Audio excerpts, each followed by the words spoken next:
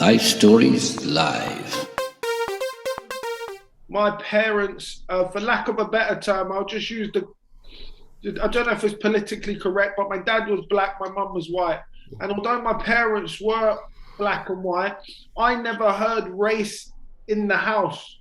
As dysfunctional as things were, they raised us not to see color. It was just normal. And then I go to Surrey, like you said, George, I'm in this white school, if you can use that term. And gosh, the names what I heard being called, and there was a few Asian kids and a few Chinese kids, and the abuse they'd take. So they sort of left me alone because I was the big black guy, if you will. But the more vulnerable kids, they went through hell. It was traumatic just witnessing it, if I'm honest.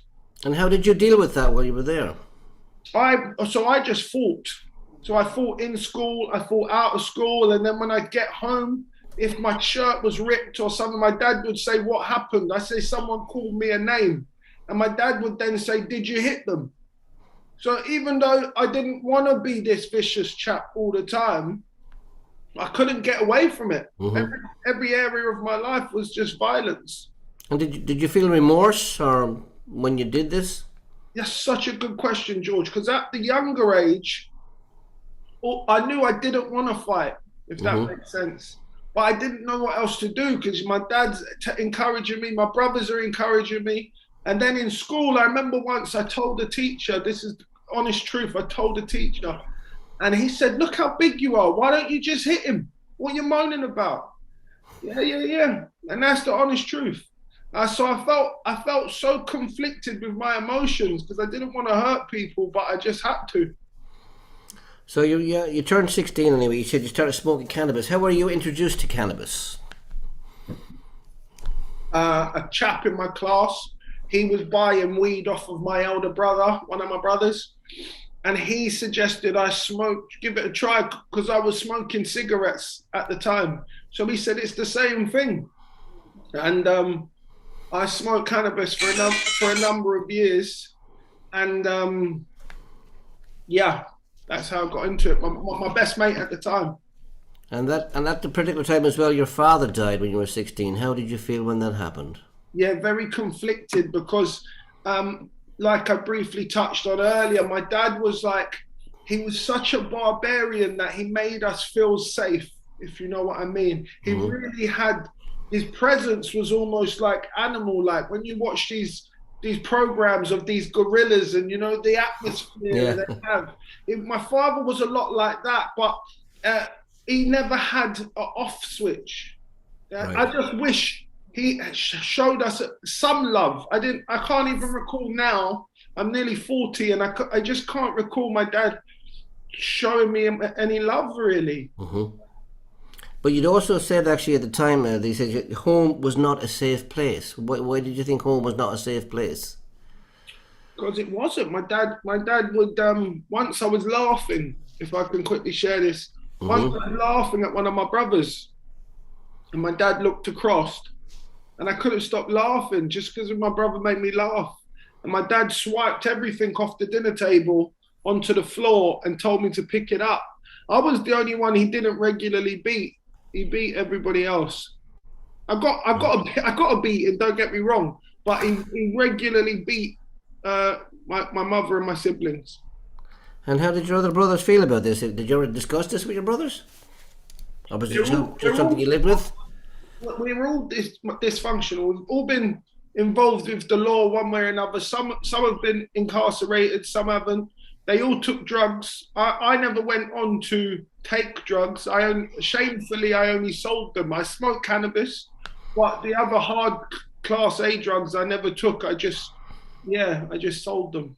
So you became so successful at selling the drugs, and you said you were in flash cars and £300 jeans. Do you still wear those £300 jeans? Oh, I wish I had. I knew where they were. When I came to faith, I was so struck, to be honest with you, that I gave a lot of that stuff to charity, and the stuff I didn't give away over time because I didn't realize I was making on a Friday or a Saturday night I was making £3,000 to £5,000.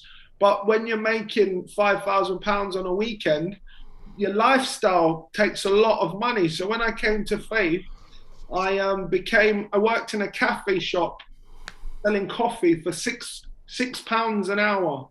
So I went from, three to £5,000 a day to £6 an hour. And was that a humbling experience for you?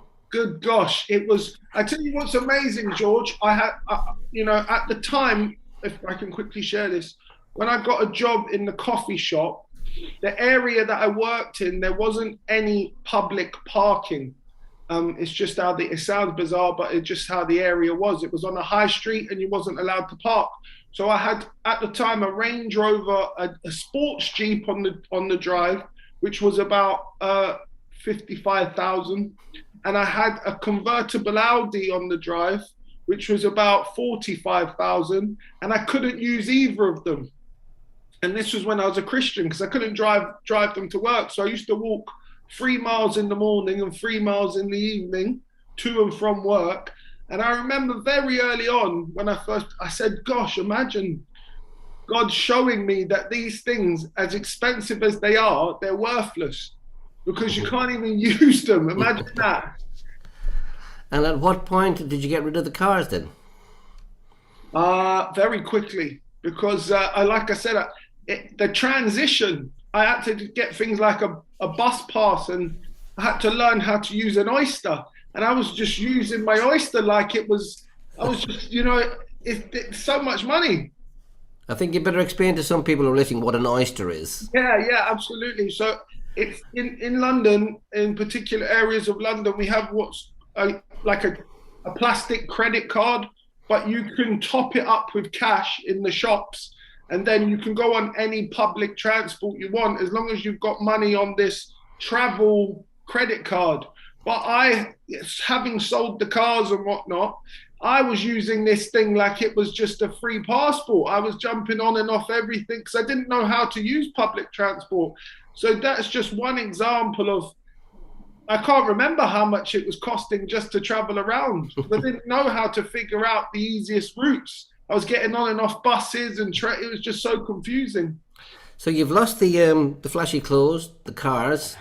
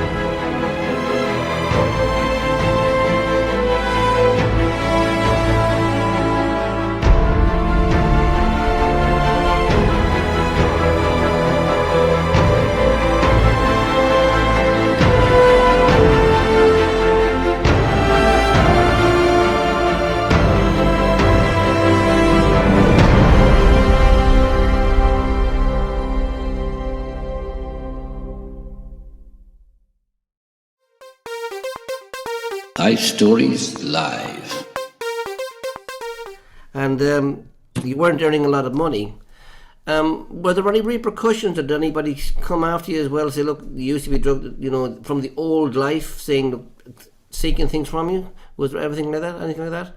I think what had happened by the time I became a Christian and found faith and encountered Jesus, my social circle was very small. So my business associates, if you could call them that, I could count them on one hand.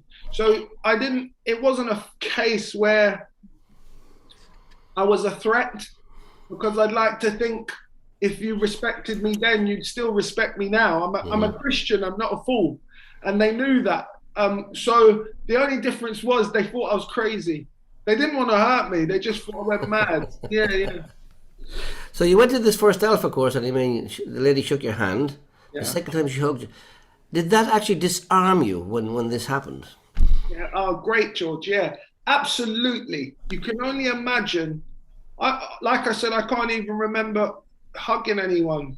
You know, even my girlfriends at the time, I wasn't an affectionate person. That wasn't a language I knew how to use. So when she was being so genuinely nice, and she didn't have a plan, she was just being, that's who she was. So it's totally disarming. And you said, of course, you were impressed by the manager in the council. Have you ever spoken to him since? Actually, I have. He's given up his job within the council, and he is pursuing priesthood also. Wow. Yeah. So anyway, you went to the Alpha courses. You were smitten by Jesus. Yeah. You asked him into your life. Okay. I know you told us a little bit about how the family reacted and your mother. Tell us a little bit more about how your brothers actually reacted when you told them you were a Christian. Yeah, I'm the only one in my immediate family who's Christian. Mm-hmm. So they literally, when I say people thought I was crazy, people literally were saying, the word on the street was, I've gone mad. So, and of course, I've been struck by Jesus. So I'm trying to tell people, I'm thinking, you know, why don't they believe me? I'm trying to tell people of this experience I had and how my life was beginning to change right before my eyes. And they just couldn't understand. I don't think they understand to this day, but because it's been nearly 8-10 years, something like that, they're a little bit more, you know, lenient now. But you also mentioned, of course, in your time with the drugs, you remember people dying and overdosing and stuff like that. And how is your view on life now that you're a Christian? How did you feel then? You said you walked in the midst of death, you said. Yeah. So people have, you know, they tried to stab me. People have done, I said guns were involved, and at that stage, it was either my life or your life. And I have no intention of letting it be mine. And I say that to say this, we don't realize how precious life is. Life is such a gift. You have one life and it goes by so quickly. You know, don't serve everyone but God. You know? Yeah, okay. Now you mentioned the guns, and the book behind is Guns to God. Did you ever have to use a gun yourself? I have used firearms. Mm-hmm. And how did you feel afterwards? Did you feel scared or upset, or, you know, how did it make you feel? A mix of all of the above. So you definitely have a fear, but also your blood is just pumping so fast that it's just it's a bit of a bust. You get a bit of excitement by it. And then of course you're very fearful. You're scared because you don't know what's going to happen next and what the repercussions will be. So yeah. Did you ever feel in that situation that you just couldn't get out of it? You were basically locked in, and there was just no other way to life. Did you ever feel like that? That was all I felt. That was it. I couldn't. When I was sort of like 16, 17, I tried to get a job on a couple of occasions, and I didn't. They wouldn't, because you got no qualifications. Mm-hmm. And then I remember once I got a job in a fast food restaurant, and I was only there for a couple of days because my attitude was I was so dysfunctional. I wasn't teachable. Mm-hmm. So yeah, sorry, George. Continue. That's okay. I was going to say, did you ever have anybody whatsoever that you could turn to talk to in those days? Most people have a good mate, or, you know, somebody they can talk to. Did you have anybody like that? No, I was selling drugs to my best mate. So my mum would be my mum was my best friend, and she was trapped too. And I started. I was getting therapy when I was 27. And imagine at the age of 27, the therapist said, Claude, anger and aggression are two different things. And I said, what do you mean? As she said, they don't go hand in hand. You don't get aggressive because you got angry. And imagine I was 27 years old. I was a grown man, and I just found out. Up until that stage, if someone got me angry, I'd get aggressive. Did you think that was the answer to everything? Absolutely. Absolutely. One way or another. Now, you said also that you've got a great partner now, someone to confide in. Tell us a little bit about your partner and how you met her. I met her at church. That's a good start, isn't it? Yeah. I was at a new church plant. I was asked to go along with the team and help regenerate this church plant within that particular community. And she lived in that particular community. And she was a fairly level-headed lady. She's as old as she's as old as I am. She doesn't look it though. So she's a sensible woman with a career. Right. And we just really, I think what's lovely is we got to know one another. So my interests over the years have changed. Yep. You can imagine what they used to be to what they are now. So we just got to know one another. She's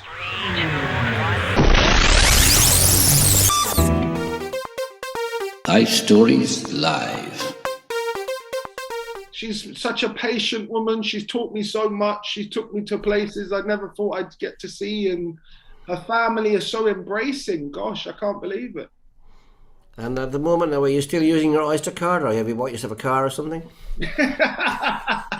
I've got a very cheap car, but I still own it. I've still got a travel card. I've still got the Oyster. Yeah. And do you get to speak to people that say when you're travelling on the bus or the tube? Do you ever get to mention Jesus to anybody on the bus or anything like that? What has been a real gift is, should I get into a conversation with somebody, as you often do when you're in the shops or whatever, and they say, what do you do? And I say, well, actually, I'm a priest. I'm training to be a priest. They say, oh, how did that come about? Yeah, so I get to share my experience of Jesus quite regularly, and you can see behind me I wrote the book. Yeah. And that's done better than I ever imagined it would, so praise God. Are you still living in the same area of London where you were born? Or sorry? No, so I'm living in a similar area of which I went to school in that area, but I'm no longer in where I was born. Okay. Did you ever meet any of your old schoolmates and say, hey, I remember you when you were XYZ? Yeah. So what's funny is, since social media has become so popular now with Facebook, and all sorts of people are popping up whom I went to school with, both sides of the fence, the guys from the more rougher estates and the guys from the racist school, and they all see me on Facebook and whatnot, and yeah. Excellent. Now, you said you were always good with the decisions that you made in life. So the one question I ask all the guests on this particular broadcast is, what is the best decision you ever made in your life? That would definitely be to follow Jesus. I know it sounds cliche. I know it does. I had nothing left to lose. So it was a decision. I said that day, I felt like, if you're going to do it, now is the time to do it. And I did it. And I'm so thankful I decided to do so. Excellent. Now, thank you for answering the questions. But one last question I have for you is, where is the book available? Thanks, George. The book's available online. Amazon is always a good place. But if you Google it, Guns to God by Claud Jackson is pretty readily available. And would you recommend the book? Well, is it a good read? You guys have been really generous in letting me share some of my story with you this evening. But in the book, it touches on a lot more issues that I've had to face. And whether we're actively Christian or pursuing Jesus, or there's something in the book for everybody, and I think they can relate to what I've been through. I've suffered with terrible depression, suicidal thoughts. Times I wanted to kill myself just to escape that lifestyle. So I've been through a lot, and I touch on all of the subjects in the book. Excellent, Claude. It's been fantastic speaking to you. I'm glad I know you now and not when you were in your old days. I've got a feeling we'd have got on just fine, George. I think so. I think we would have got on very well, yeah. If I could, I just want to thank everybody who sent a message directly. Obviously, I haven't had a chance to read them, but Steve, John, Adrian, thank you so much. Yeah. The other guys for your messages and everybody who's listened in this evening. Okay, Alan, thank you for that, Claude. And I'm going to hand back to Brother Alan. Thank you, George. Thank you, Claude. That was really excellent hearing your story tonight. It's been wonderful, and so encouraged by hearing how God has changed your life. And I pray God will bless you in your future at work. Pray He'll help you to reach many, many people and bring many people into His family. May God really bless you in your future. Thank you so much. So tonight, if you have heard that story and want more help, then you can contact us on our hotline +44 794 355 0287. You can phone, you can WhatsApp, you can text, and someone will get back to you. Also go to our website, LifeStoriesWorldwide.com. There you'll find out lots of information of all that's going on. There are broadcasts going out every lunchtime, and you can catch up with all the stories that have been on previous Monday evenings as well. There have been many exciting stories, broadcasts coming out on Life Stories. So please go to that. And can I remind you to join us again next week, 8 o'clock next week, UK time. We're going to Perth, Australia next Monday for a man, Adrian Murray. Adrian Murray was brought up in South Africa. At the age of 20, he joined the South African Defence Corps.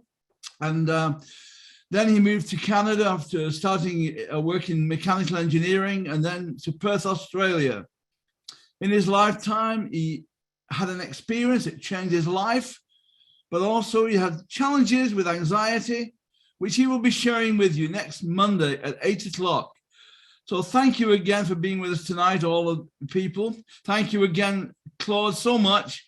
Thank you, Joyce. Thank you, Howard. And I pray God will bless you. May you know His peace. May you know His joy. May you know that wondrous love that He has. He loves every one of you. Good night. God bless you all. Stories.